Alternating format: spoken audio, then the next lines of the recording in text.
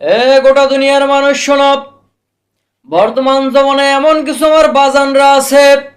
যারা শুধু বাবার দরবারে দৌড়ায়। ঘরের হাঁস মুরগি ডিম আতালের গরু ছাগল সব কিছু নিয়ে বাবার দরবারে দৌড়ায়।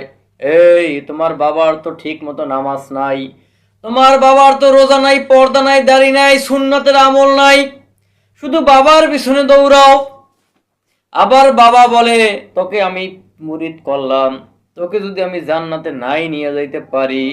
আমি কেমন পীর হইলাম আর তুই কেমন মুরিদ হইলি, আমি কেমন বাবা হইলাম তুই কেমন শাগরেদ হইলি। যখন ওই ভণ্ড বাবার কাছে মুরিদ হওয়ার পরে এমন উৎসাহমূলক কথা শোনে, তখন ওই মুরিদদানরা মনের আনন্দে বলে, আছে আমার মুক্তার, আছে আমার ব্যারিস্টার, শেষ বিচারের হাইকোর্টেতে আমি পাপী, তিনি জামিনদার। আমি ওই সমস্ত বাবাদেরকে বলবো, যেখানে বিশ্বনবী হুজুর পাক সাল্লাল্লাহু আলাইহি ওয়াসাল্লাম তার নিজের মেয়ের ব্যাপারে জান্নাতে গ্যারান্টি দিতে পারে নাই, সেখানে তুমি এমন কোন বাবা হয়ে গেলা, এমন কোন পীর হয়ে গেলা, মুফতি হয়ে গেলা, মুহাদ্দিস হয়ে গেলা, দলের বড় লিডার হয়ে গেলা যে জান্নাতে যাওয়ার গ্যারান্টি দাও।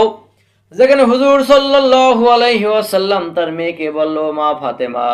জাহান্নামের আগুন থেকে নিজেকে বাঁচাও, তারপরে কবরে যাও, কবরে যাইয়া যদি তুমি এই পরিচয় দাও আমি আখিরি জমানার নবীর মেয়ে, এই পরিচয় কিন্তু কবরে কোনো গোটা দুনিয়ার মানুষ শোনো, পথ কিন্তু খুব বর্তমান জমানায় এমন কিছু আমার বাজানরা আছে চলা লাগবে যারা শুধু